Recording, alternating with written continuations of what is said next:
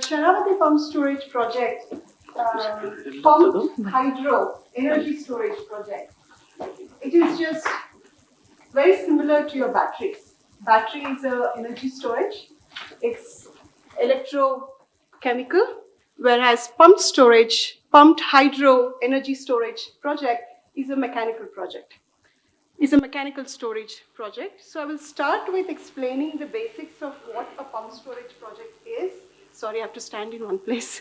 Explain the mechanics of what pump storage project is, and then perhaps delve into the causes of why there is cause for concern with these projects. Sharavathi Pumped Hydro Energy Storage Project, as you can see, it operates between two reservoirs. So the upper reservoir and the lower reservoir, they're different elevations. The water is circulated between these reservoirs to generate energy. In the case of Sharavathi Pump Storage Project, you have the upper reservoir, Talakalale, which is already existing, and the lower reservoir, Gersappa, which is also already existing. And the upper reservoir is at the water intake for the pump storage project is at 502 meters, and at the lower reservoir, it is 22 meters. The idea is that during off-peak hours, that might be in the evening, afternoon, or in the night, the water, approximately 0.37 TMC of water, is pumped up through this water conducting system. They're basically tunnels, and the turbine runs both ways for the water to go up and the water to come down. Water is pumped up to the Talakalale reservoir. It's kept there until needed. As in the next day, during peak hours, that's in the morning and in the evening, water is released from the reservoir and the turbine runs, electricity is generated. This generated electricity is then sent through the transmission lines to the substation in Talaguppa, Sagara, and then from there it goes to the KPTCL grid, from where it is distributed to the cities, where the consumers are, towns, villages, and factories.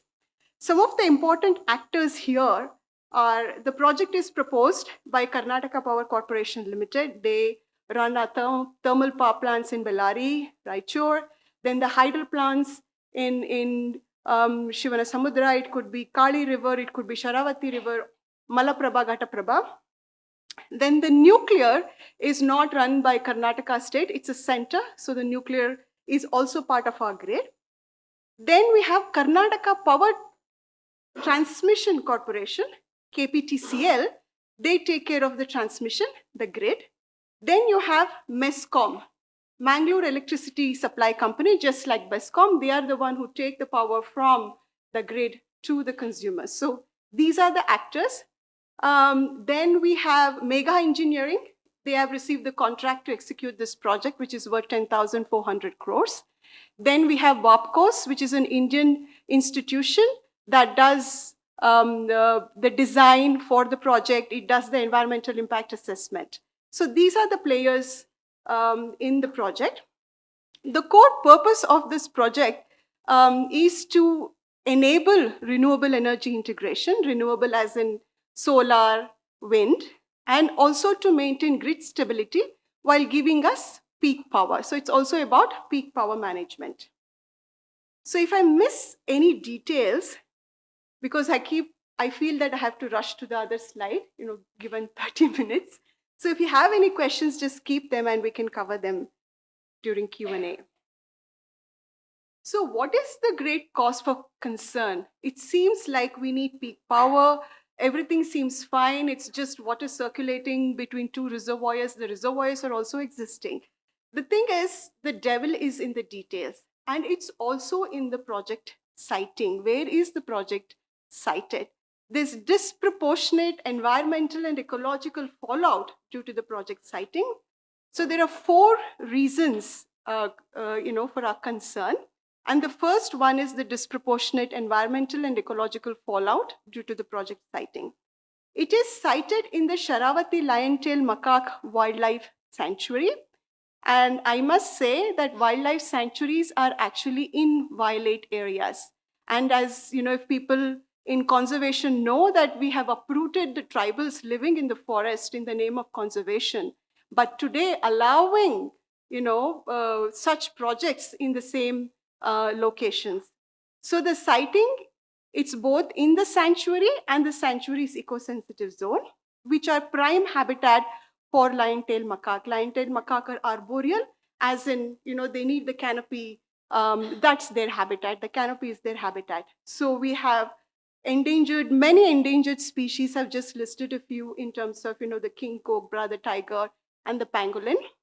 And the overall tiger numbers might be increasing or, steady, neither increasing or decreasing in the all India scenario.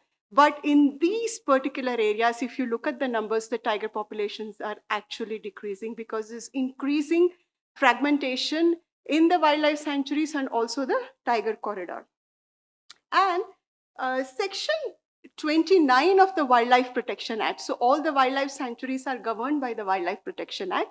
The Wildlife Protection Act is one of the toughest of acts. It's very clear. It's very clear in saying that if there are any activities that needs to happen inside the wildlife sanctuary, they should be in the best interest of wildlife. Pump storage project is not in the best interest of wildlife. So by law, the permissions and the clearances that have progressed itself is illegal. And this happens routinely. The State Board of Wildlife, chaired by the Chief Minister, the National Board of Wildlife, chaired by Mr. Bhupendra Yadav, all of these permissions, they shouldn't even be considered because it is prohibitory in nature. Now, we've all heard reports of India's forest cover increasing. India's tree cover is constantly increasing in the forest assessment reports provided by Forest Survey of India. And it paints a very rosy picture. But look at this for context. This is the Sustainable Development Goals Indicator 15. Our score is decreasing. So the decreasing score means that more species are going extinct, that the risk for species are higher than ever. So our objective is to go to 1, but then we are on a decreasing trend. That means we might have more tree cover, but our habitats are degraded, fragmented. So this is a very important context for us to understand why we have to protect the wildlife sanctuaries, right? And I have some pictures of the sanctuary, the mountains where the project takes place.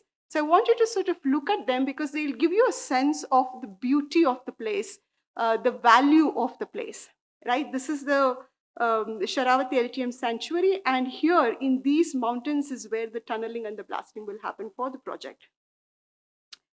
Then the second point in the disproportionate environmental and ecological fallout due to the project siting is the loss of habitat. So you have the wildlife sanctuary under the Wildlife Act. Then within the wildlife sanctuary, there can be forest land and there can be non-forest land. So you can declare any type of land as wildlife habitat, right? So that's where the forest clearance comes in if there is land inside the sanctuary, which is in the forest department's name. The project needs 496 acres of Sharavathi LTM sanctuary, including its eco-sensitive zone, including some of the private land as well. And it cuts about 16,000 trees. And there's just a lot of social media action, newspaper reporting. Oh, there's 16,000 trees that are going to be cut. Oh, there's 496 acres. These are really just numbers. They are theoretical design minimums, which really on the ground doesn't mean anything. As you may as well have seen with other projects, that the impact when the construction starts is far beyond 16,000 trees and 496 acres. And more so, take a look at this picture here. These are the pictures that were taken by me just like 2 weeks ago.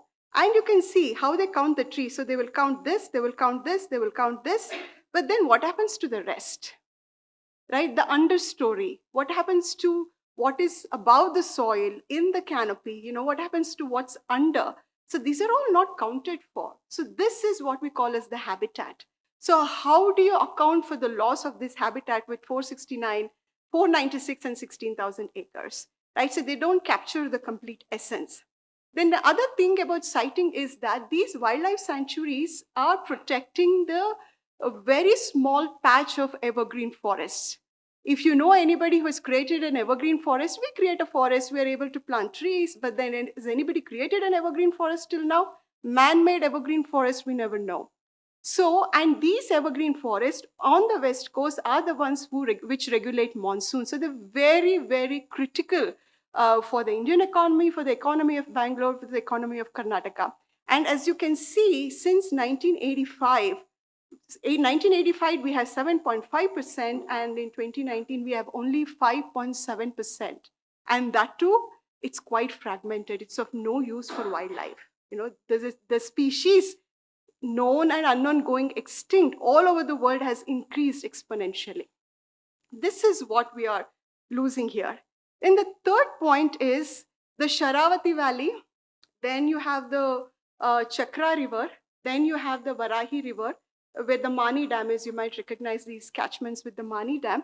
These are all heavily engineered for hydropower back since 1950s, 1960s. Large-scale tunneling, dam building, moving the water from one place to another. You don't even know where the river begins, where the river ends, where the water travels, where it comes out of. It's quite a maze, as a matter of fact. So it is in this over-engineered river valley that the pump storage project is going to sit on. And we found out in January when we went inside the forest area to visit all the hydropower stations, that one of the hydropower stations is situated in a space called AB site. The forest department uses the word AB site. So AB stands for Ane Bailu. So that was one flat area among the mountains that where elephants used to thrive, come quite often. That is where the Sharavathi tail race project is situated. And now in those forests, elephants are locally extinct. So it's not about what we are going to lose because of the project, but also having an understanding of what we have already lost because of our past human activities. It has to be layered on. And as you can see here, this is the hydropower station right here, and there's a dam, and the river downstream of the hydropower infrastructure is completely dry. Have you guys been to Jog? And is Jog, do you see the falls all the time? No, only a few days during monsoons when there's excess water in Lingan Makkis when you see it. It's that spectacular beauty, that we miss as well. Then in terms of the aquatic biodiversity, IISc study shows that the aquatic biodiversity in the Sharavathi River is less than half of the free-flowing Agnanasini. So this is the impact that we're already seeing. Then the fourth point is, this is from the maps that you're seeing is from Karnataka State Disaster Monitoring Authority. I don't have to tell you that Western Ghats is a landslide-prone area, and the location where this project is also heavily, historically has a lot of landslides, and this has been mapped by the government itself. You can see the location of Sharavathi Pump Storage Project and the Varahi Pump Storage Project. Varahi Pump Storage Project, the permissions have been given to conduct geotechnical studies, and that pump storage project is in Someshwara Wildlife Sanctuary, which is exactly in the Tiger Corridor. All of these are here and there of Tiger Corridor. And we have not even begun conversations on the Varahi Pump Storage Project, which also needs a new dam, right? So it's not the matter of whether the landslide will happen or not. It will. It's the matter of when. And when it happens, it's not an act of God. It's probably an act of the government or act of Power Ministry or act of KPCL, right? There's a lot of 18,000 tons of industrial explosives are going to be used to sort of blast through those mountains, to tunnel, to create a water conducting system, 13 kilometers, and 4.8 million cubic meters of muck will be generated. So when this blasting happens, and you have the muck dumped everywhere, there's a high rainfall, high intensity rainfall, and the mountains are saturated because your drainage is blocked or rerouted because of all these human activities. What happens then? So who will take responsibility? All the things that you're seeing in the Himalayas, the Uttarakhand Chamoli disaster, are all act of God. It's not the hydropower industries. We will see that later. So that's the first one, the disproportionate fallout. I've just listed the 4 important ones, but there are many more. Now, in terms of the second one is breakdown of environmental governance vis-a-vis the rule of law. So there are 3 clearances within the environmental framework that KPCL needs to get. One is the forest clearance under the Forest Conservation Act, then is a wildlife clearance under the Wildlife Protection Act, and then is the environmental clearance under the EIA 2006. So far, the wildlife there's an in-principle approval given to wildlife under Wildlife Protection Act. Once they get the forest approval, then the wildlife approval will surely go through. So it's a prejudged outcome. Then the environmental clearance also will go through. There's no doubt about it. I'm just going to skip through these parts to maybe explain later. The only part here, what's circled here is that everybody has written, saying this amazing benefits from the project. Even the forest department, the wildlife, everybody is just speaking so highly of the project, except for one government employee who is the Deputy Inspector General of Forest, Pranita Paul. She has actually written a detailed site inspection report, and by the end of the report, she cites, because of the disproportionate ecological fallout from this project, she does not recommend the Forest Advisory Committee to give forest clearance. However, her boss, Deputy Director General of Forest, ignores her, sidelines her report, and recommends the project to the center. So these are the things happening in the clearance process. And there's a lot of violations, legal violations, then why have laws if you're going to violate it left and right like this? So there's Wildlife Protection Act, Section 29, not in the best interest of wildlife. Fait accompli, I will explain it in the next slide. Then there's eco-sensitive zone. Your stone quarryings, mining operations are all in the eco-sensitive zone. Muck disposal is in the eco-sensitive zone. All are prohibited activities according to that rule. Despite that, these things are mentioned within those zones in the EIA. Then, of course, the Forest Conservation Act, you have to do an alternate assessment. Then you have to provide a cost-benefit analysis, which Mr. Sharma is going to speak on. Compensatory afforestation violations. And then we have fait accompli, which I'll explain the next slide.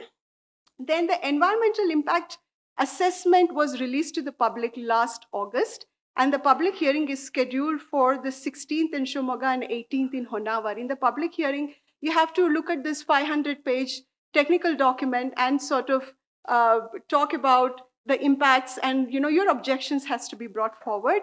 This 500-page document is an absolute meaningless and unscientific assessment. WAPCOs has not applied any mind. Or as a matter of fact, they have applied mind. The application of mind exists to assiduously devoid the document of any meaning, right? But they still have to fill 500 pages with words. They filled it. So that's the effort here that counts. Then there are national monuments in the site of the project that, again, you might have seen archaeological sites. There's a 100-meter prohibited area. Then you have another 200 meters, which is a regulated area. The road goes inside the prohibited area, and that has not even been acknowledged by the government that such a thing exists. The EIA very categorically says there's no monuments in the area. Or for that matter, these regulations exist. None of these regulations exist for the EIA, and the sustainable, environmental friendly, the necessities of these laws are also completely ignored. So I have just listed 8 of them, but there are many more. So I'm just going to talk about the environmental impact assessment document because of the public hearing that's going to happen in a week's time. So here, this is the mapping. Mapping of all the important components in the project location is the single most important thing for an assessment because that brings into context a lot of things. So let's see here. You can see this is the lower Ghats reservoir. This is the upper Talakalale reservoir. And your project components, your tunneling and the water conducting system is here. This is the powerhouse, and from the powerhouse you have the transmission lines. And these are the access roads. And you can see, I know here it's not visible, but it goes right next to Begodi Halla, which is a river in its own right.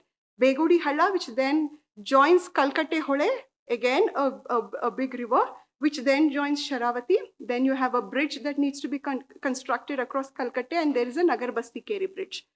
And here is the Chaturmukha Basti and inscriptions. These are 16th century Jain temples, national monuments protected under the National Monument, protected by the National Monument Authority. So you see the quarry, the green area is the sanctuary itself. And I don't think you can see the shaded area. There is the white, but then there's a bit of a shade here. That is the eco-sensitive zone. So you can see that Masti Halla stone quarry is in the wildlife sanctuary. So it is a prohibited activity. I don't know how they have even gone through the clearances that they have with this sort of quarry located inside the wildlife sanctuary. Then you can see the sand quarry. Sand quarry is in the eco-sensitive zone, and the sand quarry has to adhere to the sand mining management guidelines set by Supreme Court, which it doesn't. And then you can see the dump yards. The biggest dump yard is right next to Sharavathi River, which is just 124 meters away from the Sharavathi River, which I will talk a little bit at a later time. Then segmentation. So what is segmentation? Now, all these project components have to be looked at together to understand the entire scale of ecological impacts, environmental impacts. However, the clearance that they're seeking currently is just only for the tunnels and the powerhouse and the roads. So if you're generating power, you need to have the transmission lines in place to take the electricity. Transmission lines is a heavily ecological, high ecological footprint, and that is not considered. So that means it's segmented away. It's going to come later. Then you have the Nagar Basti Keri bridge. It's about, I think, 18 meters wide bridge on the main Sharavathi River. That has been done differently. Then there is a bridge on the Kalkate Hole here. That is a complete separate wildlife proposal that's been done. So these projects are segmented, very similar to roads, right? If you want to build a 100-kilometer road, the project proponents, what they do is they divide it up into 20 kilometers so they don't attract environmental impact assessment. So this is illegal according to the Supreme Court orders. And this leads to fait accompli. What that means is now you start the project work, you start drilling through the mountains. 2 years later, you start applying for your transmission lines. And when the transmission line proposal comes in, and now again hundreds of acres, and then there's huge fragmentation, so many trees have to be cut, habitat loss. But the government officials who give the clearances are now, oh, the project is already underway. So they are like pressured to ignore the impacts and give clearances either way. That is fait accompli. And that again is also illegal according to the Supreme Court. So I just thought we'll put some images of the place itself, so you get a sense of what we are actually losing here. The KPCL, even in the EIA and otherwise in all its submissions in the Parivesh portal, categorically says that there is no hydrological impact. And the reason they make this statement is because we are not building any dams. The reservoirs already exist. But then you're in the mountain where there is streams, where there are springs, and you're blasting through it. So you're already altering both the surface and the subsurface drainage. And all of this is primarily happening in the catchment of the Begodi Halla, which feeds the Kalkate Hole. So this is the stream, and this is how it looks. It's a forest stream. It's a perennial stream. It swells during the monsoons and flows. There's a small flow during the summer, and these flows are fed by the springs. And the settlements around, they drink water from the spring. So the blasting, the 18,000 tons of chemicals, hazardous industrial explosives, they will leach chemical out, and the construction effluents will all leach into the water, and this stream will be destroyed. And look at the road. This is the road that KPCL claims that they are not creating any new road. They are saying the road already exists. We are going to widen and concretize the road, but would you consider this a road? This is just a small path, nobody can traverse that in the monsoons. and then auto barely goes there. We tried to get there via the auto, and we had to walk most of it because the auto couldn't cross some of the places. And also what you can see is that it is right, the road is right next to the river. I mean, what happened to the high flood zone, right? So the road is flooded during summer. Then what happens to the riparian ecology on this side of the river? So all of this is ignored in the hydrological, in the environmental impact assessment. This is the Kalkate Hole, where they have a separate wildlife proposal. The bridge is necessary here. So once you put these bridges and roads, then the destruction of the forest is just out of your hands, because the moment you give access, then, all sorts of arteries starts coming out of that main road, and, 3,700 workers, you need fuel wood, all of that sort of destroys not only the river, the forest, and the riparian ecology as well. And these are the mountains that are going to be tunneled, blasted, and muck dumped, slopes destabilized, right? So just wanted you to sort of get a sense of the place. And this is the Sharavathi River downstream of Ghats Dam, and it is next to one of these. 124 meters away from the river is where the muck dumping is going to happen. And we say muck seems like very benign. Actually, it's construction and demolition waste and many things more. And it is going to be landfilled next to the Sharavathi River. And this is sort of the thing that hydropower industries do. And there's a pattern of such violations in the Himalayas. And this is the Chenab River, and you can see the hydropower muck dumping happening here very clearly. And in the Kedarnath floods, when the Chamoli village washed away, the testing determined that much of the muck that washed away the Chamoli was coming from the hydropower, Alaknanda hydropower, because they had dumped all the muck right in front of the dam, and when the floods came, they washed into the village and destroyed the village, and they were fined 9 crores by NGT. It's just not only them. THDC, which is another government, Tehri Hydropower Development Corporation, also has been fined by NGT for such practices in Himalayas, and THDC is the one that's executing the Varai hydropower project here in Udupi, Someshwara Wildlife Sanctuary. So it is always the hydropower companies dump the muck next to the river, knowing full well that the monsoons will wash them away into the river. So now you have the Begodi Hala destroyed, you have the Kalkate Hala destroyed, now you come to the Sharavathi River itself, then you have the chemical leachate coming from the dump yard, and then the siltation that's happening will make the water turbid, it will kill the biodiversity. Just not the biodiversity, there are a lot of drinking water jackwals downstream of this, so their drinking water will get contaminated. And beetle leaf farming needs high quality water, and it has a geographic tag for that area, so that will also be impacted. The marine fisheries, the estuary fisheries will also be destroyed because of this. And these are all the impacts of the project, which the project does not acknowledge at all. So the third point, apart from the governance, the first one was ecological disproportionate fallout because of the project siting. The second was breakdown in environmental clearance.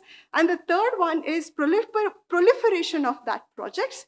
So this shows the list of projects that are already sort of planned, not planned, in different stages of consideration.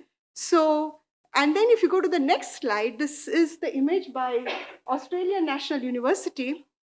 They have mapped the various potential of pump storage projects all over the world. So this is for Karnataka, and you can see they're very much located in the fragile Western Ghats of Karnataka. And if you look at this proliferation, will perpetuate the breakdown in environmental governance. So it is not just limited to Sharavathi pump storage projects. So it distributes to all other projects. And these projects are primarily located in the wildlife sanctuaries because, the Lion-Tailed Macaque is not going to come and stand in the public hearing to say what its problems are, right? And obviously, there's very few people who are willing to speak up for those lands. And another thing here is that this is a very important slide. Central Electricity Authority estimated that they would need pump storage to a tune of 31,800 megawatt.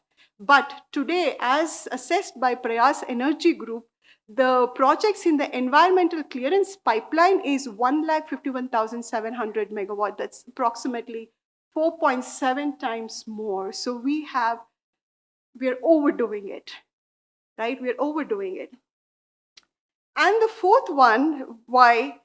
So the whole reason we are into renewables is because of climate change, right? Is because we put more carbon into the atmosphere. We are treating atmosphere like a sewer, so we're just dumping all the carbon there. And then because of that, we need to do renewable. Now, in the name of renewables, we are coming to those very forests which have the highest capacity to take the carbon from the atmosphere and put it on the ground.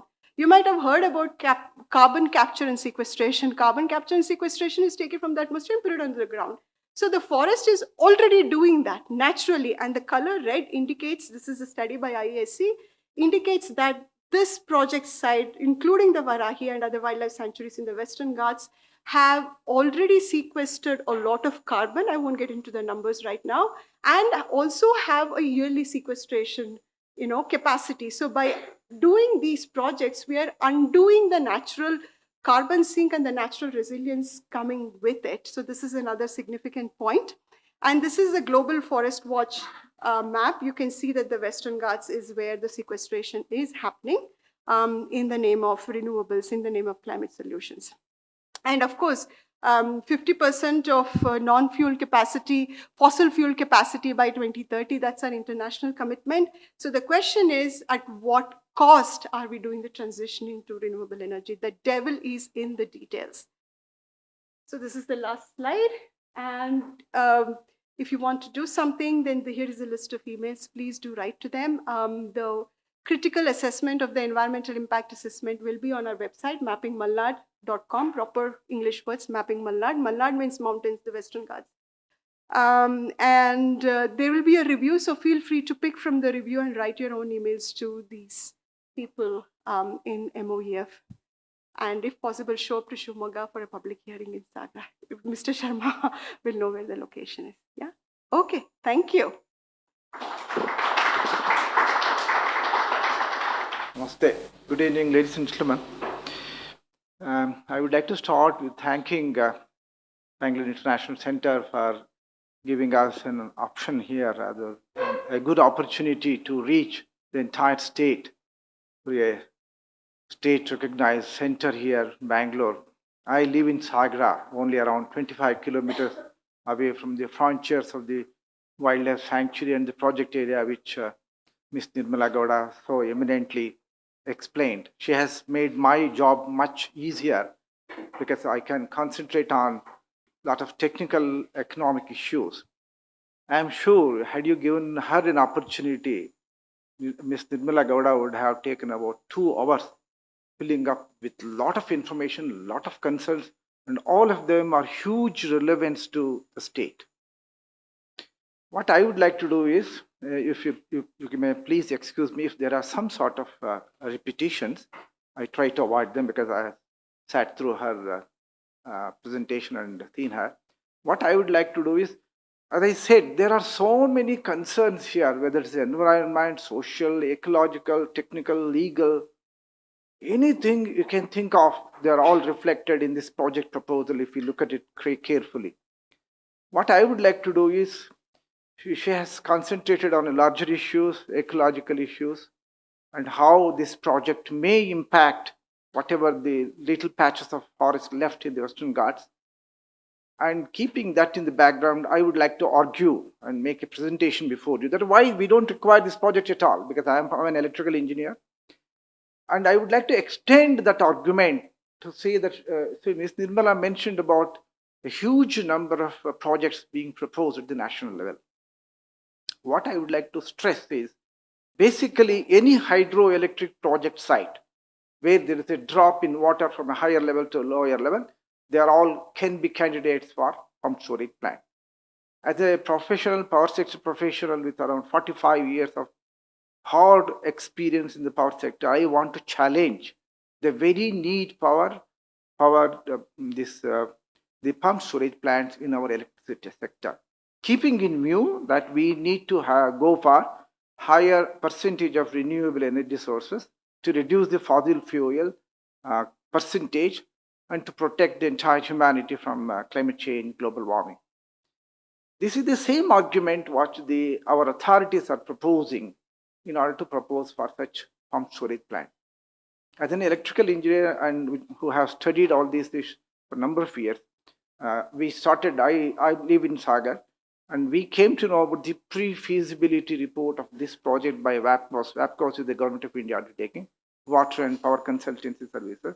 They sent out a pre-feasibility report somewhere in 2019. I studied that for about 15 days and sent a detailed protest to the Ministry of Environment and Forest, saying that this is not required, these are the issues, there are so many options. So what I would like to submit before you is there are better options than pumped storage plant. The stated objective of pumped storage plant in this is so that we create a sort of artificial energy storage facility, and through that we can have lot more renewable energy sources. If you can excuse me, I will spend few minutes as to why they say that pumped storage plants are required. See, because of the global warming and the impacts on because of the impacts from fossil fuels, the whole globe is moving towards non-fossil fuel sources, where the renewable energy sources come into picture. Some of them, majority of them are in the form of solar and wind all over the world. India is also a leader in both the technologies, especially in harnessing them. The thing what's happening is, unlike a coal power plant or a nuclear power plant or a hydropower plant, these sources cannot give power to us at all times of the day, 365 days a year. As we know, solar cannot give any power in the night, and wind blows when monsoon, and it is not so much in the other part of the time. So the issue of reliability of supply power comes into picture. What they say is, we can, for example, the total solar energy that impinges on the surface of our country is estimated to be something like 5,000 trillion units a year. It's a huge amount when you compare that our total electricity generation right now is something few billion units. What they say is, we can have any amount of renewable energy by wind or solar or biomass and that.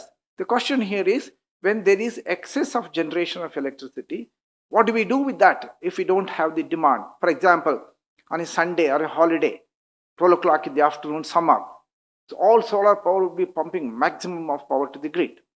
That time it's a holiday, it's a Sunday daytime, so there may not be much activity, so there may not be demand. That's why Ms. Nirmala was referring to peak. That peak demand can happen. In our country, just before 2000, I worked in the system for around, even in the system management, the southern region, northern region and northeastern region. So we in India, the peak power demand, when you say peak power, it's peak power demand. Peak demand comes early in the morning, say from 6 to 8 or 5 to 8, and again 5 to 8. So those are the period when maximum demand of the electricity comes on the grid. What our authorities are saying is, the evening and early morning, they are the time when we don't have almost zero solar. So what do? Keeping in view that there is so much of solar, our demand might have gone up, but we can't meet the demand in the peak. So what they say is,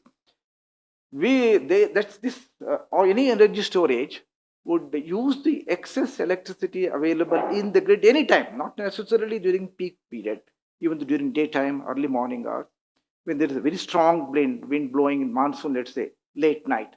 They want to pump the water from the lower reservoir, which is Ghats, to the upper reservoir, and utilize that additional amount of water to use the same turbine. It's called as a reversible turbine. In an electricity hydropower plant, the generators run only in one direction to produce electricity by allowing the water to flow through the turbine. Here, the same set of turbines, they are called as reversible turbines. In one direction, they can pump the water, and the same turbine and the same tunnel can be used to generate electricity also when it is required. So that's it. Ms. Nirmala Gowda has eminently described that. Our question here is, at what cost? Do we have any alternatives? Since 2019, we have been bombarding both the state government authorities and central government authorities to explain to us how do they think that this is economically viable, economically feasible, and the most attractive option available to our society. Okay, Ms. Nirmala Gowda didn't have some of the time to explain. Let's go back to Western Ghats. Western Ghats, along with Eastern Himalayas, are two of the 8 hottest of the biodiversity hotspots recognized by the United Nations. Of the 8 biodiversity hotspots in the world, 2 are in India. Western Ghats is one. And Western Ghats is also considered to be the water fountain of the peninsular India. This is from the Ministry of Environment and Forest. 37 rivers take birth in Western Ghats and they go to the west, and 3 major will go to the east. Now, what do we do without Western Ghats? Without Western Ghats, I can confidently say that Karnataka has no future. Now, the National Forest Policy stipulates, as per the regulations or as per the guidelines of United Nations Environment Program, that for any geographical system to have a healthy environment, the land area should be covered with at least 33% of the land area to forests and trees. This is a National Forest Policy. It was adopted in 1988. It has been revised 3 times and they have maintained the same. That means they are convinced of that. You will be surprised. Our forest and tree cover in the country is only around 22%. Same thing in Karnataka. I can relate another very important point. Karnataka's geographical area is officially acknowledged as 72% of the land as arid and semi-arid, which means less rainfall. And of the total area, 52% of the land area is officially classified as drought prone. Where do we have forest? All of them are in West Ghats. And during last few decades, Karnataka Power Corporation Limited, which is the proponent of this project, itself has been given 18,000 hectares of all Western Ghats in Uttara Kannada district alone. If you add how much we have lost in Shivamogga district, for these hydroelectric projects alone, it's gigantic. So if you take it from any sense of perception, Western Ghats and our environment are in deep trouble. The question is, what do we do? Instead of making attempts to take the forest and tree cover to the 33%, there is another catch there. The same National Forest Policy also say that in hilly areas and hilly districts like Himalaya or Western Ghats or Himachal Pradesh, that land area, those hilly districts should be covered with 66% of the area with forests and trees. No district in the country is probably have that, probably except in Northeast. So where are we heading? And our water scarcity is already well known. Our ecological imbalance is already there. Our leaders take a lot of claim that we are the leaders ecologically managing and all that. The state of the forest reports say something very tall, but it's all claim. When we talk about forests, our authorities seem to confuse trees with forests. Trees are not forests. Trees are important in urban areas and all that. But even 22% of the land area they say covered in forest, mostly they are plantation trees, commercial plantation, rubber, tea, coffee. Now the natural forests, as we see in Western Ghats, the Sharavathi Valley Sanctuary, it's only around 4.5%, which are considered as protected areas. In our country, as per the law, protected areas are classified into 3 major categories. The national parks have the highest protection, next Tiger Reserve, and the Wildlife Sanctuary. What we are talking about here is they themselves have claimed that almost entire project will be within the Wildlife Sanctuary. As Ms. Nirmala Gowda said, that Section 29 of that Act clearly say, unless no human intervention is allowed in this wildlife sanctuary, once it is legally declared. Its Gazette notification was 2018 by our own state government. Now, any work there has to benefit the wild animals and the flora and fauna there. By felling 400 acres of forest, by felling 18,000 of trees, by having trucks moving through the forest for about 5 years, this is the construction period they have said, what sort of protection can they give? That is called as LTM sanctuary, Lion-Tailed Macaque. And throughout the world, most of them are in India.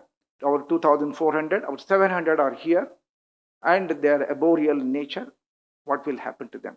And this environment impact assessment has not even referred how they are going to protect them.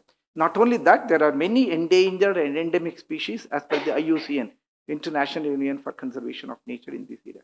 This is the broader picture they have already destroyed.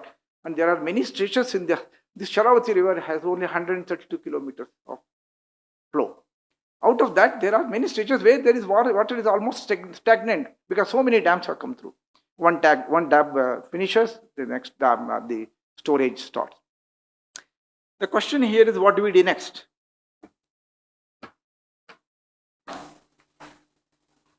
Of course, I think many of them I can skip because Ms. Nirmala has already mentioned about them. This diagram is also there. What is a pump storage? One she has said. One thing she has not mentioned. Let us remember, this pump storage plant has a component where water has to be pumped against the gravity for around 900 feet from Ghats. You will be surprised. These people are very quiet on that particular aspect. The amount of water this pump storage plant, this theoretically a pump storage plant has only cycle efficiency of only around 74%. That means 26% energy will be lost. You may ask why. When you pump water, so much of water, 0.371 TMC of water has to be pumped twice a day from the lower reservoir to the upper reservoir against the gravity for around 900 feet. Now, that will consume 26% more energy than the same quantum of energy water can produce electricity. So it's a net loss to the grid. There is no net gain. But they say we require this much of energy at a time when we require. My question here is, are there any options? Have we tried all options? There has been absolute silence. They have not even responded to our numerous inquiries, even at RTI. That is the one thing. So we have to take that into account. This is actually, Ms. Nirmala has already talked that, we will do it. Now, we agree that the pump storage plant as an energy storage device is feasible. The question is, should they all have to be in river valleys? And at what cost? She mentioned the cost and benefit analysis. This is something many of you are here, maybe engineers and the captains of the industry. Kindly let us put pressure on the government, both at the state and national. Any of these projects are not supported by objective costs and benefits. When you talk about costs and benefits, it is not to the company or to a small section of the society, but it has to be entire section. If we lose 400 acres and so many damages, what is the cost of that? So I have done a higher level, and very sadly, this company has not done cost-benefit analysis. Without a cost-benefit analysis, they are taking such a gigantic, I would call even a costly project, 2,000 megawatts. This is another thing. Please remember, we don't have anywhere in the world such a large size pump storage plant, 2,000 megawatts. Ms. Nirmala has also mentioned this is not the only one. Just few kilometers away to the south, there is another Varahi. That will be even more costly than this because there are two reservoirs here. But in there, only there is one reservoir. They have to build another reservoir. They will lose. And that will be Mukambika Wildlife Sanctuary and Someshwara Wildlife Sanctuary. Another one also is being proposed there in the Malabar region. The question here is, there are many more. Nirmala herself has done a study and she said around 11 projects are identified in Karnataka's Western Ghats alone. So it's a huge issue. How much land, rather forests, can we afford to lose? Because it has already come from 33% stated goal to around 22%. What next? So the question here is, have you considered all the alternatives? We require energy storage, we agree, but have they considered all of that? Now, any of us can talk about this, what our constitution is saying. See, it's a fundamental requirement, the fundamental principles of the constitution. Section 48 and 51 say it's the duty of state and every citizen to make honest effort, like forests, lakes, rivers, living beings. Are we doing that? As she said, we are one of the worst affected countries from climate change alone. We are very heavy damages are expected, and scientists all over the world are warning us again and again and again. During the last 25-30 years, we can see a lot of direct impacts of the unseasonal rains, very heavy rains, very heavy rains in a small area, and unseasonal rains, landslides, and all of that. Now, national forestry, I mentioned about that. These three acts are required. She has mentioned that. I will skip that. Now, there are also a lot of international obligations. Our people are taking a lot of claims, say that we are a great player, we are captains of international environmental protection and all that. Or what is that? See, there are so many acts, as mentioned here. If there is a need, we can discuss that. Biological Diversity Protection Act. There is one thing specifically what I would like to say is World Charter for Nature under United Nations Assembly in 1982 has adopted thing. It says activities which are likely to cause irreversible damage to nature should be avoided. And where potential adverse effects are not fully understood, the activities should not proceed. Ms. Nirmala Gowda mentioned about the report, survey site inspection report by a senior officer of Ministry of Environment and Forest. They have a regional office in Bangalore. That lady's name is Pranita Paul. She is the deputy director. She is a middle-level career IFS officer. She has spent 2 days in the project area, and she has listed 15 points on which she is flatly recommending the government of India to reject a clearance. And she also mentioned her boss overridden that. And he has not answered any of the points she has raised. This is our fundamental issue we are raising to the government. Nobody has answered any of that. So she has very clearly said these are very important climax forests, very important habitats, and they can't be replaced. That's why they were talking about compensatory afforestation. That's impossible because somebody said even Brahma cannot create such forests in 100 years. So that is one thing. So there are a lot of issues like UNEP, what they say. Then, see, only last year, Environment Day, the United Nations Secretary General said the battle to secure the planet's future will be won or lost in the next 18 months. And we are only destroying the nature. And Ms. Nirmala Gowda also mentioned these Western Ghats, the type of forest what we are referring to, they are called as tropical rainforests. Tropical rainforests, as they see in Western Ghats, they are considered to be the best forests in the world from climate change perspective also.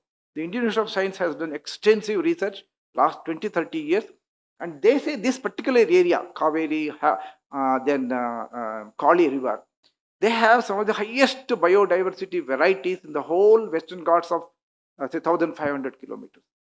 So are we supposed to lose them? We don't have to worry about any of them. There are a lot of other issues also. She has mentioned about 151,000 megawatts, but there is a subsequent report from the Central Electricity Authority where I also worked for some time. They have identified 200,000 megawatts of potential for pumped storage plant in the country. What basically it means is literally any hydroelectric projects or any waterfall can be a potential. So what are we going to do? The river valleys in the country are already very heavily destroyed, devastated, and in many of the northern region rivers, they are hardly able to flow. Many stretches of Ganga, they are like that. Narmada also is like that. Many of the rivers are there. My question, as a technical person, my objection, strong objection has been that there is a lack of transparent assessment of credible alternatives. We want energy storage device. The question here is, for any sane man, especially if he is an engineering background, when it is involved with a lot of investment and damage to the society and forest, we have to look at various options. Have they looked at all options? I have gone through the pre-feasibility report, and another important issue is they have taken care to hide the entire detailed project report from the public view. We have asked them a number of times under RTI, they are refusing to give it. Now, without knowing them, how do we know really how this project is going to impact the society? That's what environmental impact assessment public hearings are all about on 16th and 18th. So we can't really effectively participate there. But despite that, there are many people like Ms. Nirmala Gowda who have gone through that report of 502. They have picked up a huge number of issues there. And very strangely, I am very hurt to know that a group of engineers in KPCL, they can claim such a unimaginably high ratio of benefits to cost. They said in the report officially that the benefits to cost ratio of destroying this 400 acres is something like 2,673 times. Can you imagine? Any project anywhere in the world can reap that much of benefit. The question here is, if all forest felling leads to that benefit, we can as well do all of that forest in the country. I have gone through that. It is a complete misrepresentation of the fact.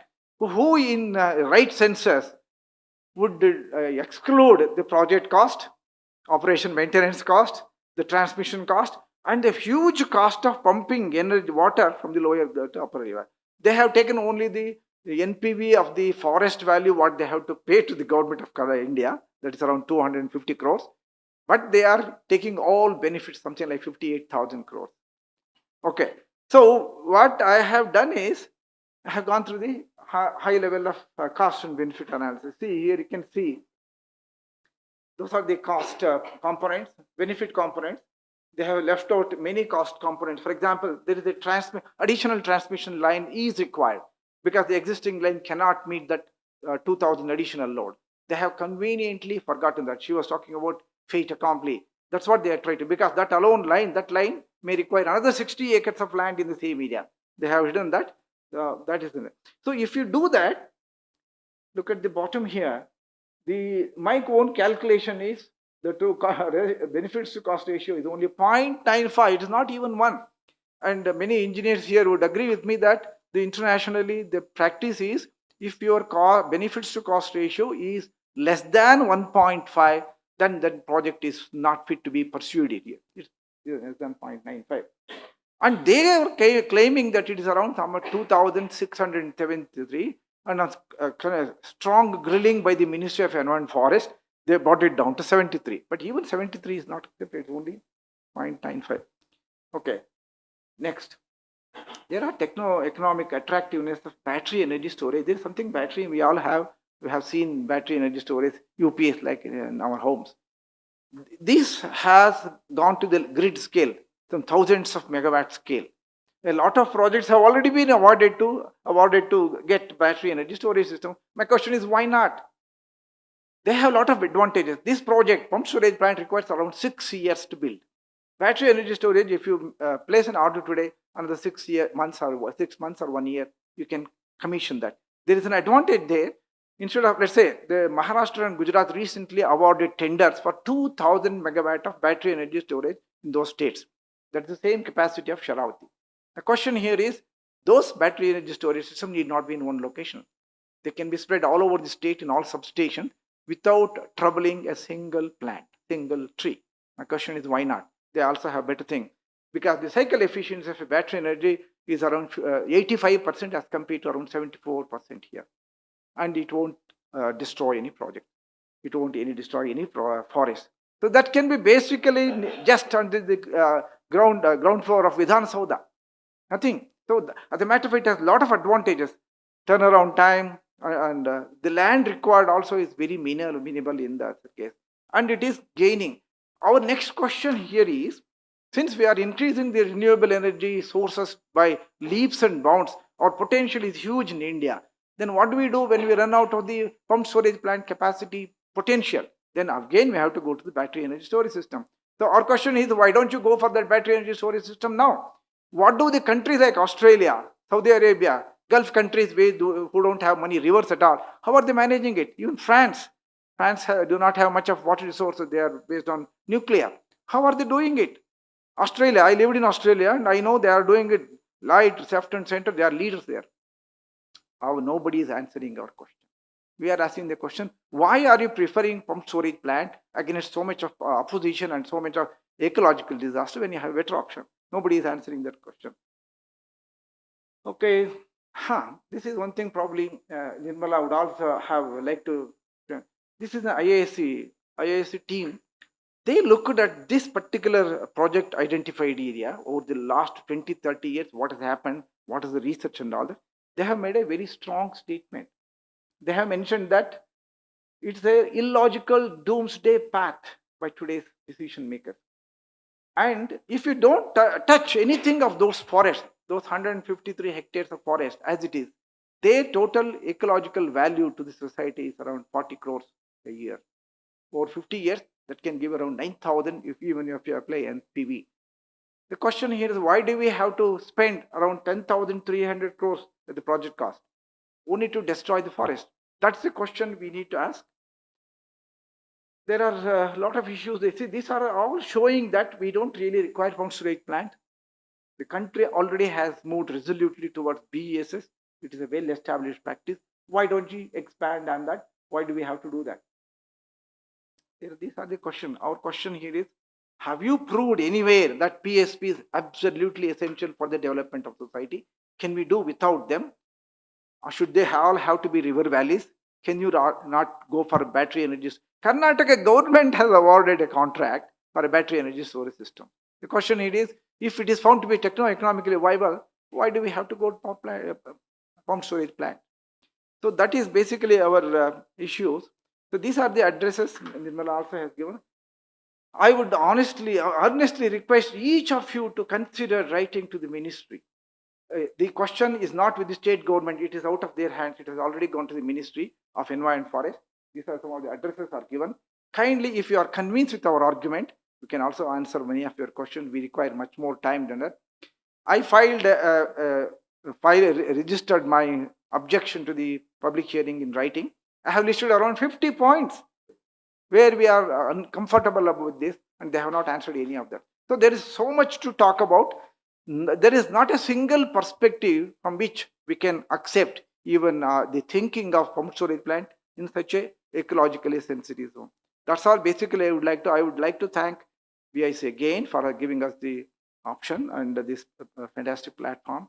I would request you to consider both Nirmala Gowda and we are available for you to clarify any of those issues. There are a lot of issues. See, the project report is supposed to be having 5,600 pages. So there are a lot of issues we have to worry about.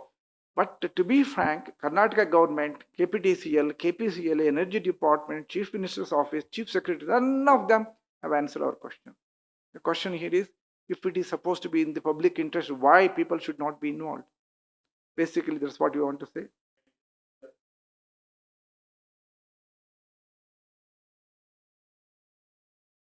Namaste, ನನ್ನ ಹೆಸರು Aditya. My name is Aditya, and I would like to talk in Kannada. Is it okay? Yeah. ನಾನು ಕೂಡ ಶಿವಮೊಗ್ಗದವನು. ನನ್ನ ಪ್ರಶ್ನೆ ಅಂದ್ರೆ, ನನ್ನ ಒಂದು ಕಳವಳಿ ಅಥವಾ ವಿಚಾರ ಅಂತ ಹೇಳಿದ್ರೆ ಎರಡು ವಿಚಾರಗಳಿದೆ. ಒಂದು, there is one point, ನಮ್ಮ ರಸ್ತೆ ಕನ್ಸ್ಟ್ರಕ್ಷನ್ ಜಾಸ್ತಿ ಮಾಡಬೇಕು ಅಂತ ಮಾಡ್ತಿದ್ದಾರೆ ಈಗ ವೆಸ್ಟರ್ನ್ ಘಾಟ್ಸ್ ಗೊತ್ತಿರೋ ಪ್ರಕಾರ. ಇದು ನಾನು ಜಸ್ಟ್ ಯಾಕೆ ಅಬ್ಸರ್ವೇಷನ್ ಹೇಳ್ತಿದ್ದೀನಿ ಅಂತ ಹೇಳಿದ್ರೆ, ಕಾಡುಗಳನ್ನ ಕಡಿದು ಹೊಸ ರಸ್ತೆಗಳನ್ನ ಚತುಷ್ಪಥ ಷಟ್ಪಥ ರಸ್ತೆಗಳು ಮಾಡಬೇಕು ಅಂತ, ಜೊತೆಗೆ ಹೊಸ ಏರೋಡ್ರಮ್ಗಳನ್ನ, ಏರ್ಪೋರ್ಟ್ಗಳನ್ನ, ಹೊಸ ಪೋರ್ಟ್ಗಳನ್ನ in the name of development. ಇವೆಲ್ಲ ಲಿಂಕ್ ಇದೆಯಾ? ಆಲ್ ಡಾಟ್ಸ್ ಏನಕ್ಕಿರ್ಬೋದು? ಮತ್ತು ಇನ್ನೊಂದು, ನಂದು ಎರಡನೇ ಪ್ರಶ್ನೆ, ನಿಮಗೇನು ಅನ್ಸುತ್ತೆ? What do you think?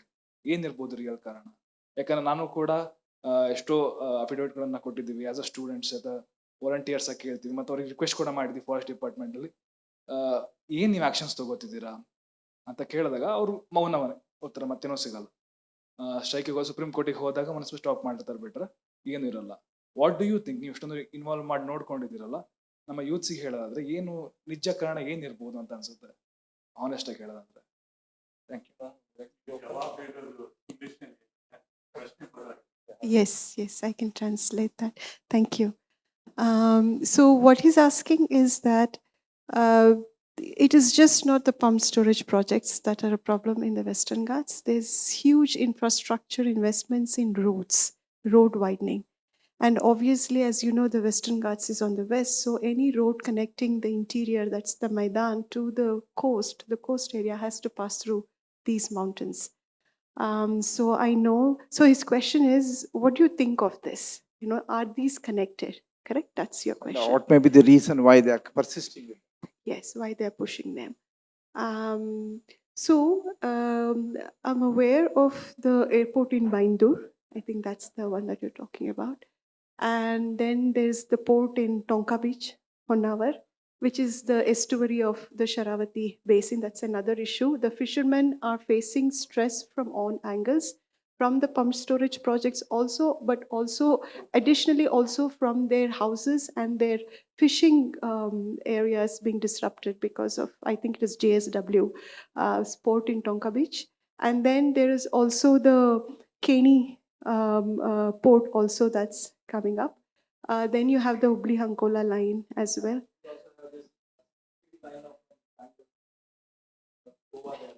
Correct. Near the Castle Rock, that's one more.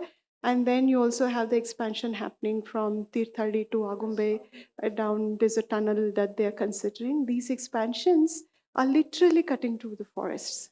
And these are all unscientific. And I've been speaking to many of the people who are working to oppose these projects. Like I said, segmentation. They break up these larger projects into smaller bits so it doesn't attract environmental clearance. That's number one. And number two, what we are seeing is that in any of these cases, even when they build, like, STR, Satellite Town Ring Road that's coming around Bangalore, it goes through Bannerghatta National Park, 11-kilometer stretch. So the assessment that you have to do, that is a traffic assessment, to widen the road, the traffic assessment has to happen. In any of these cases, the traffic assessment has not happened. So the justification, very similar to how in the pump storage project, there is a false justification or false to absent justification. The same is applying for all of these projects. And all of these projects are being contracted to big companies. These are not small ticket items.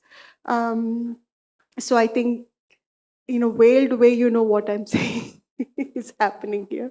If you want, he knows more about this project as well. You raise a very valid question. It is not just 2 or 3 kinds of projects, and Miraji mentioned, and we have prepared a list of at least 20 linear projects in the Western Ghats of Karnataka, which are under various stages of either planning, implementation, or even execute. 20 projects. And we have estimated, based on the media reports, around 20 lakh trees are under threat. Ms. Nirmala mentioned very well, when they talk about trees, they talk about mature trees. What about all other biodiversity there? That's one thing. It is not even roads. Even power sector, I am from a power sector, and I can say from any part of any top of the hill, that power sectors have a major impact on our environment. And I have been stressing for the last 20 years, are we doing in objective analysis options? Options analysis is not being considered. There is a waterfall, you put up a hydropower plant. You are increased demand, you put up a nuclear power plant. We have nuclear power plant in thick of the nuclear power plant in Kaiga, one of the best forests in the world. The question here is, we are asking why?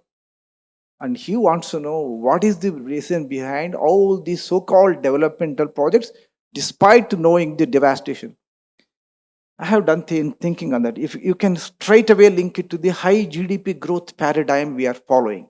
We want high GDP growth every year, 8%, 10%. They are not happy with 7% what we are recording now. They want to go for 10% and perpetually. And there is no upper time limit. China has already seen there, and they are going back, and they have destroyed their environment. Do we want that to go? If you look at that, it's only GDP growth rate. We want highways where vehicles can fly at fast rate, 2-lane highways, 6-lane highways. In Western Ghats, there are so many smaller roads which have a poor vehicle density as of now, but they want to go for highway. In Sagar town, they had they want to expand that national highway passing through that, felling 500 mature trees. I asked them question, there is a public hearing, I asked the question, have you really published the data done by National Highway authorities? They say that it's a high density of vehicles. Now, next question, in Sagar town, why do you want to go for 100 kilometer speed? Can you not bring down? Now, the other question is, have you utilized the existing space, road space, already in the occupation of the National Highway? There is no answer. Coming back to the point, second point, and there is another, ladies and gentlemen, please remember, it is not our own project. It's somebody else's project. We are losing our Western Ghats. I will give you 2 examples. One transmission line from Mysore to Kozhikode in Kerala was planned few years ago through Bandipur National and Nagarhode Wildlife Sanctuary, through Kodagu Forests and Kodagu Estimates. And in Karnataka alone, they estimated 52,000 trees were felled. I fought hard, tooth and tail, to say that this is not required. This line is, you will be surprised, that line was project proponent states officially that project is required to transfer Kerala's share of power from Kaiga to Kerala. I asked the question. There is already at that time there is already an existing line from Mysore to Idukki, which is in Kerala. There is another line from Mangalore to Kulshekar in Kasaragod. Those two would be able to carry all the claims by Kerala in Kaiga, including the expansion. Nobody answered that. This is what we are people like Nirmala ji and I, we are worried about that. This is a social issue, societal issue. Why do we have to lose Western Ghats in our state and spoil our environment and put our rivers at risk only to help Kerala? Similar line is being proposed from Hubli to Goa, or support only Goa. My question is, has Goa and Kerala done everything possible to meet their own demand locally? I have done a lot of work on that. The introduction mentioned about my book. What I have found out, just the back of the envelope calculation, if most of the rooftop surfaces available in the country now, if they can optimally harness for solar and battery energy, microgrids and all that, most number of problems, environment problems on environment can be disappearing. And it will also lead to sustainable development. It will make the government much more economically strong because they don't have to spend money. I have a rooftop solar system on my home, and I have exported around 3 times of electricity than I imported from the grid last 1 year. So if you expand this comprehension, analyzed project proposal to the national level, we don't require any of these projects. This is what we have been saying. We don't require any of these large size projects which require land, water, pollution, they displace people. Did I answer your question? I think, yeah, thank you. We can discuss on this to a large extent. 1 or 2 days of discussion itself should be able to answer of that, but we don't have time. Yes. Please. Thank you, sir. I'm Janardhan. Thank you, Nirmala ma'am and Shankar also, Shankar Sharma sir, for such an enlightening lecture. I have a very brief question. After understanding all of this, so even we have, there were a lot of, as you just pointed out, that there were many hydroelectrical projects coming up across the country. I just wanted to know the back end story of this, like when you also found out the cost benefit analysis. It is much more to go to a lot of alternative plans than to kind of get into these kind of hydroelectrical projects which have a lot of environmental degeneration and all of that. I just wanted to see this is kind of very specific because MEIL, Mega Engineering, kind of got the green signal to take this project ahead. So is there any nexus like this PPP projects which are kind of being getting a head through instead of taking nuclear or some other renewable energies which has to be there instead of this, because they kind of, what is the government's proposition to kind of go with this kind of thing? That's one thing. And another one is there any NGT's interference in this National Green Tribunals? Alongside, I've been in this region for about 6 years. I've studied in Manipal University, and I saw that ecosystem changing around, how it was and how now it recently, in what times, as sir has mentioned, there was no need for 4-lane and 6-lane roads, but everywhere there are 4-lane and 6-lane roads there. And we also, at the outset of, there was Kasturi Rangan's committee on Western Ghats, which has said that this is a completely ecologically sensitive region and it has to be like a lot of mining and many things have stopped there.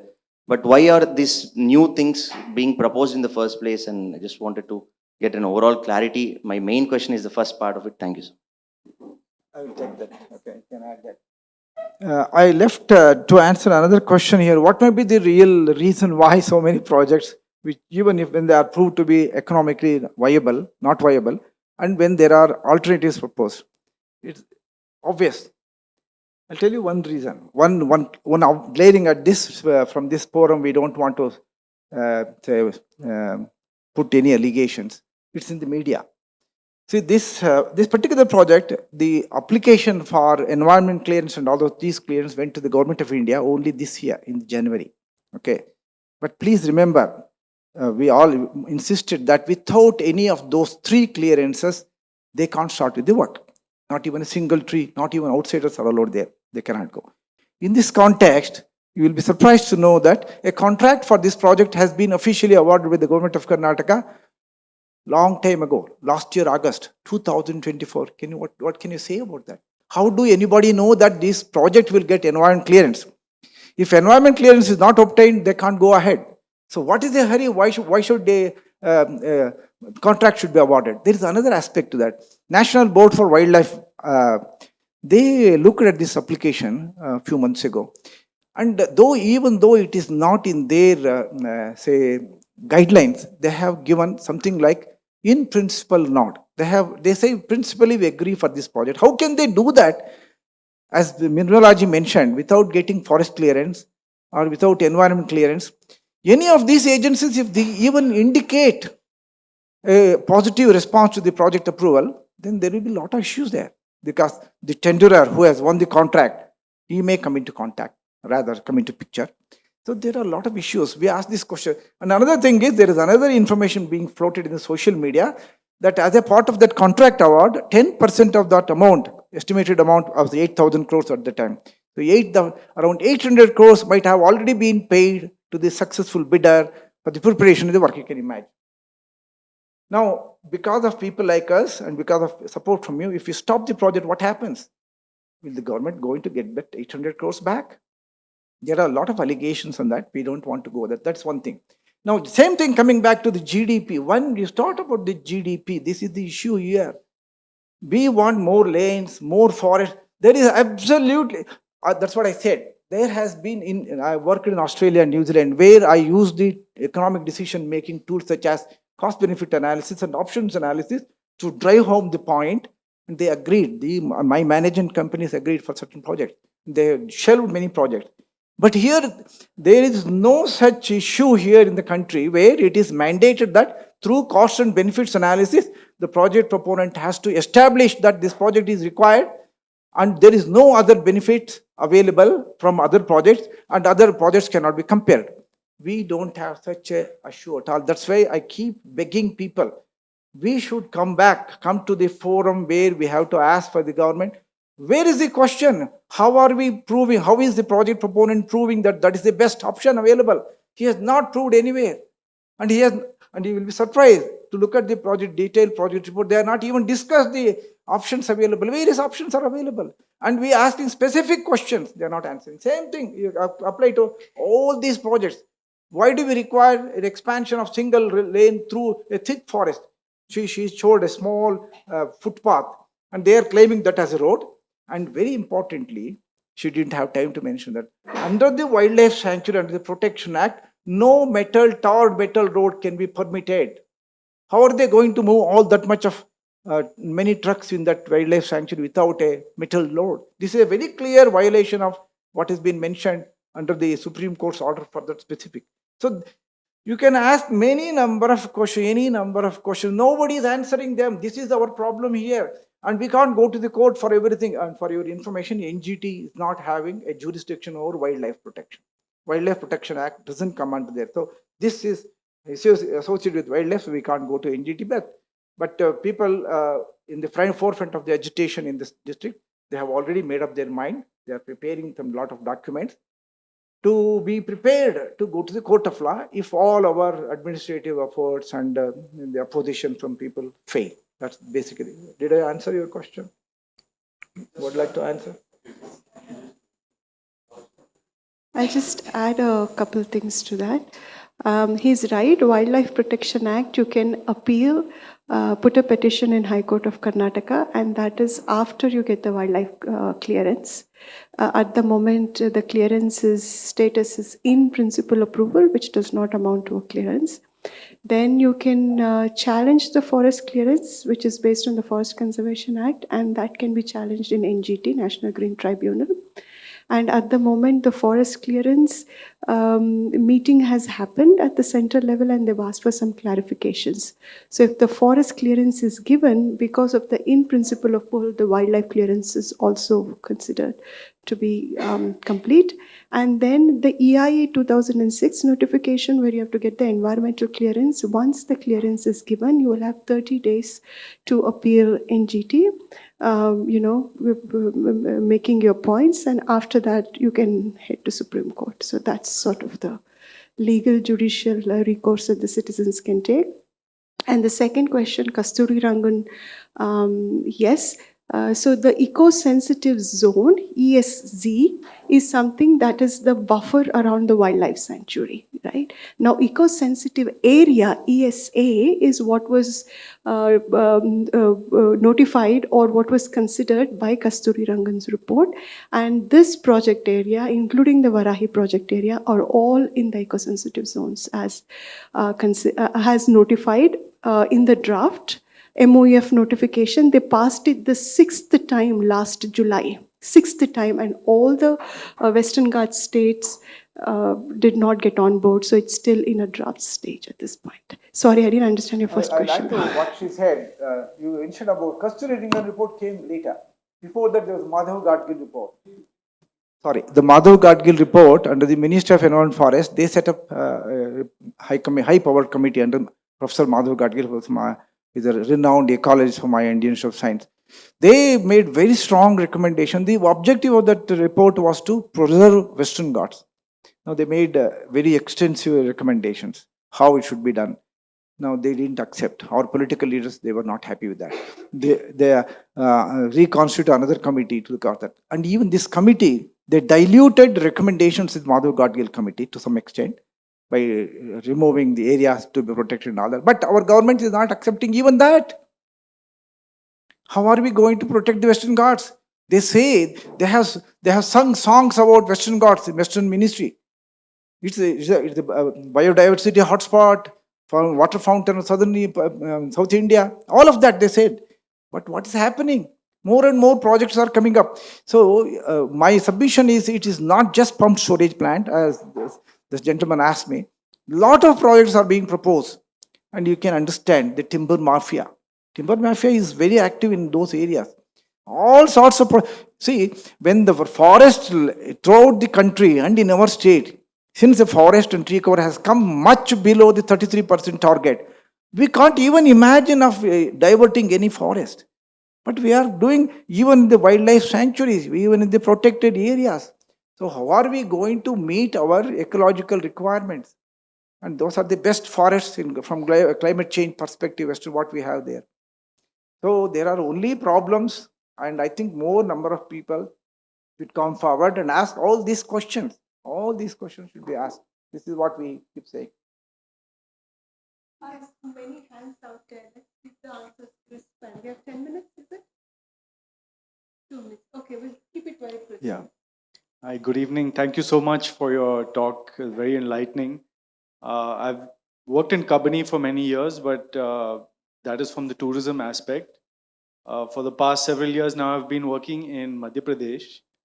And you all might have heard about the Ken Betwa project, where they're going to almost destroy about 25 lakh trees, submerge 60 square kilometers of a core area of the Panna Tiger Reserve.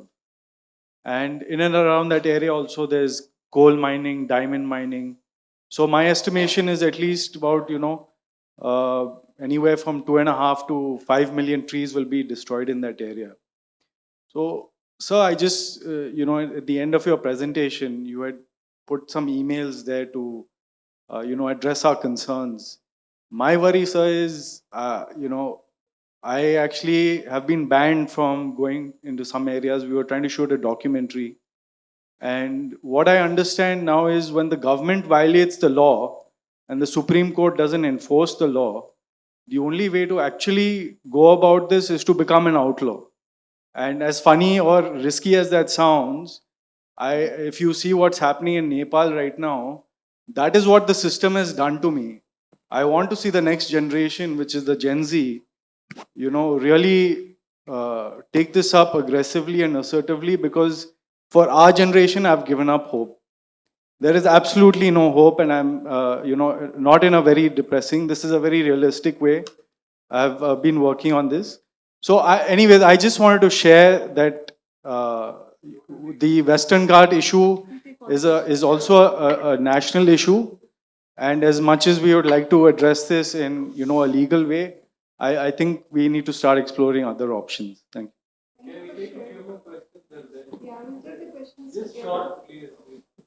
I wanted to know, you both listed all these email IDs and said send emails and representations and attend the public hearing.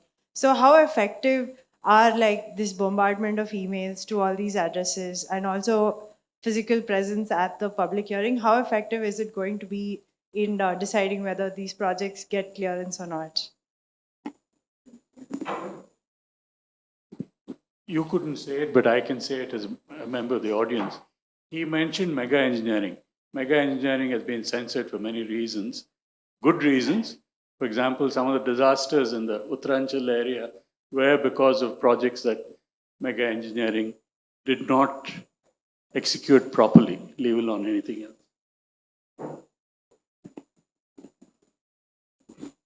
Besides sending emails and getting into the field themselves, what can a student, say an undergrad, do to help with this?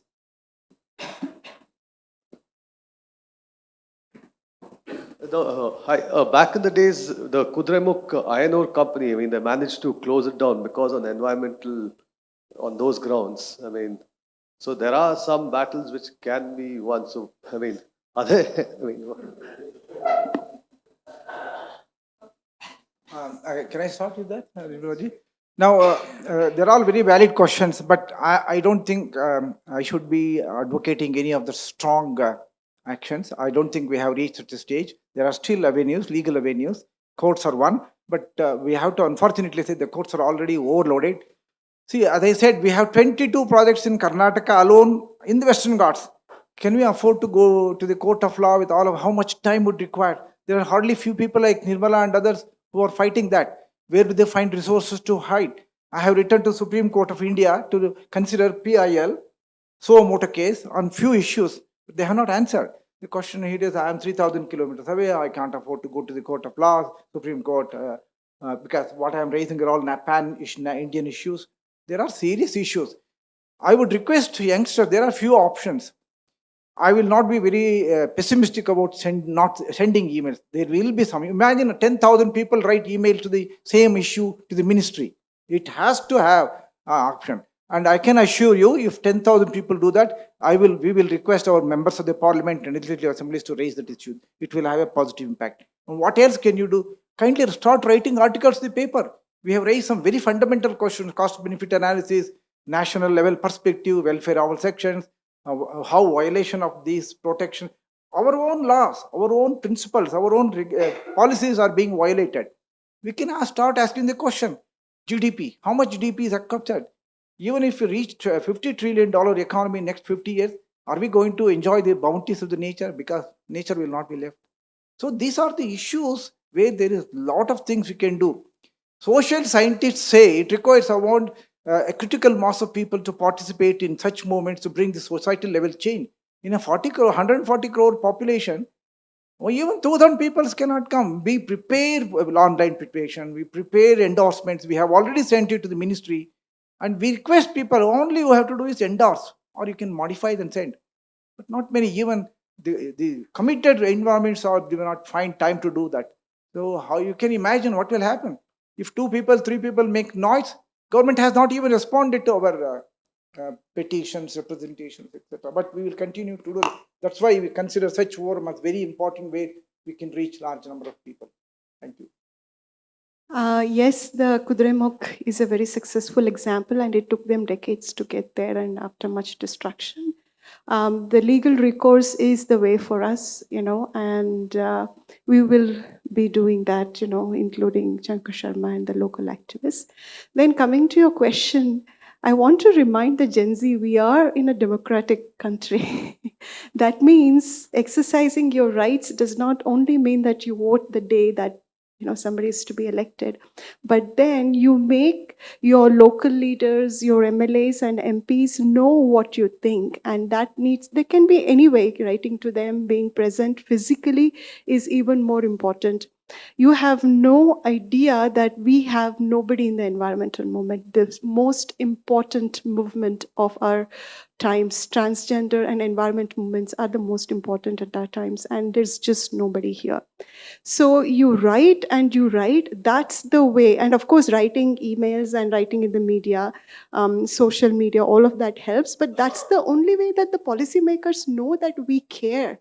Or if you have any creative ideas in terms of showing that we care to the policymakers, please tell us, because we are the oldies. We really don't know how to reach out to them other than writing or putting a court case.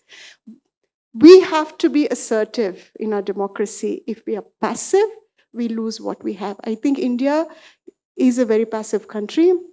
We have people who are even scared to write emails. Forget writing emails. There's a petition floating around in change.org, and we're even unable to get the signatures. At least there was a time where armchair environmentalism was working. Even that is gone now. So bottom line, be assertive. This is the time to be assertive in any which way. Yeah. Don't be cynical and give up. Yes, we see a lot of destruction. I've been at it for a decade now, and all I see is destruction wherever I see. I see the beauty of the mountains, and people take the picture there. Then I'm seeing the drain next to it, that's carrying all the solid waste, and I'm taking the picture of that. So when we go on vacation with family, we're taking very different pictures. So to digest that, psychologically for us is extremely, extremely hard. So we see destruction everywhere. And we do need the support of the society to fight these issues. We are seeing massive widespread corruption because we are not asking the right questions. And we are not being persistent in asking the right questions. And most importantly, we are unable to understand the problem and figure out what the right questions are, because that takes time and effort. It doesn't take money. It takes determination. Yeah. May I add one more point? Some of the youngsters, if you are in universities or higher institutions, we are happy to come and talk to your colleague friends. If you can arrange for a talk and all that, people like us, Nirmala ji is already in Bangalore, she can come any day to any of the institutions here. We are happy to come at any time of the day you want. We will come and explain all these other issues. We can even guide some of the youngsters how to go forward on that. We have some success. It is not that we haven't met any success. I can list quite a few success which I have seen in my own life during last 20 years. The issue here is the future is in your youngsters' hands. So let's not be pessimistic on that. Let us go with the positive approach. There is possibility if all youngsters can contribute to the efforts led by some of the seniors, and there are many good examples how movements can be successful. We have to take that. So kindly join such movements anywhere you are. Nirmala is leading many of them in Bangalore. Western Ghats, huge number of movements are going on, even the roads and all of that. All they require is, they don't require any of your monetary support. They don't want you to go there and participate in Jai and all of that. Participating through email endorsements, petitions and all that, that itself can do that. As she mentioned, how many of us are writing to our MLAs or MPs on specific issues? And they believe whatever they plan is being accepted by the people. So we have to, this is the difference what I have noticed in Australia and New Zealand compared to what it is here, because I lived there and I worked here also. People are asking questions here. At even a corner of the street, if they come across an MLA, they will ask questions. But we hardly do that. We need to write to them politely within the legal and ethical means and ask all these questions. We are not doing that. Thank you.